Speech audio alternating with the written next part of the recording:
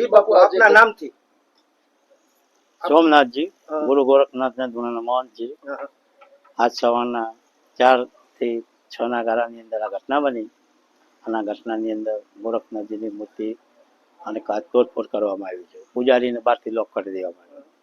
બહારથી યાત્રુ આવ્યા પછી પૂજારી બહાર આવ્યો. શું લાગે છે કેટલા લોકો હતા, કેવી રીતે પૂજારી બતાવ્યા? પૂજારીનો અંદાજિત ધૂમના હિસાબે એને કહ્યું 4 થી 5 લોકો હતા. કેવા કપડા પહેરેલા હતા? હવે ધૂંધની અંદર કઈ આછું પાતું કે સફેદ વસ્ત્ર જેવો દેખાણા હતા. અચ્છા, ઉપર ધૂંધ રહે એટલે એમાં કઈ જાજુ દેખાય નહીં. હથિયાર પણ હોવા જોઈએ. બાપુ કેવું લાગે છે તમને આવી ઘટનાઓ વારંવાર બને? આ ઘટના કોઈ પણ અધર્મીનું કામ છે. હાલ આપણે કઈ કહીશું પોલીસની તપાસ કરે છે અને પોલીસ જે હશે તે સત્ય બહાર લાવશે. અચ્છા બાપુ, આનું પરિણામ નહીં આવતા દિવસોમાં કહેવાય તો આનું પરિણામ પૂરા ભારતભરમાં નાથ સંપ્રદાય દ્વારા એક મોટું આંદોલન ચલાવવામાં આવશે. આની પહેલા પણ બાપુ આના પહેલા બી 2-3 ઘટનાઓ બની ગઈ, તેનું કોઈ પ્રૂફ સત્ય કરી શક્યા નથી. આજ સુધી એનો કોઈ નિકાલ આવ્યો નથી. ગુરુ ગોરખનાથ ઉપર જે તોડફોડ કરી છે, મૂર્તિને ખંડિત કરી, સાહેબ આપ ગયા હતા ત્યાં શું સર હકીકત?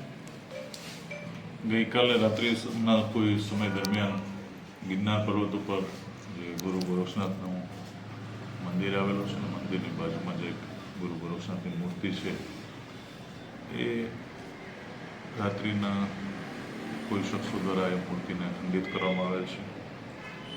તો એના જાણ થતાં પોલીસની અલગ અલગ ટીમો સ્થળ ઉપર પહોંચી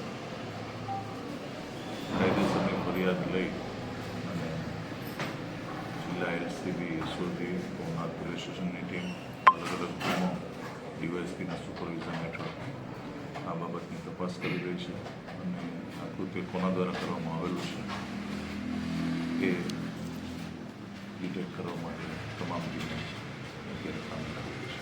ખાસ સાહેબ જોવા જાય તો નજીકમાં કે સીસીટીવી કે સર કોઈ આવતું જાતું દેખાડવું એ ઇન્વેસ્ટિગેશનની બાબત છે. પોલીસ તમામ એંગલથી અત્યારે તપાસ કરી રહી છે અને જે પ્રમાણે જે વિગતો મળતી જશે ઇન્વેસ્ટિગેશન ચાલશે.